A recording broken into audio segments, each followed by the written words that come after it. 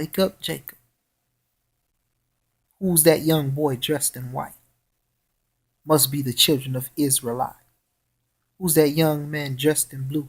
Must be the people that's coming through.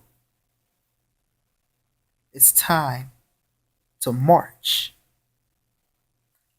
in our own community and sing songs of love and peace.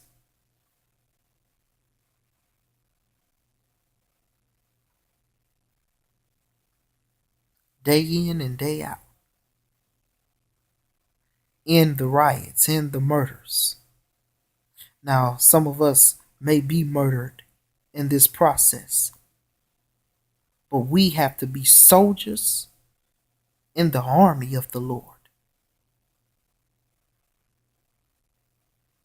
And we have to teach our young brothers and encourage them, help them understand what situations that they're in. There's too many people gunning for our lives right now for black people to be killing more black people. March down the neighborhoods of the so-called Bloods and wear blue.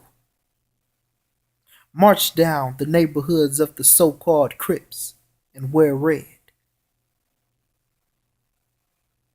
Yeah, march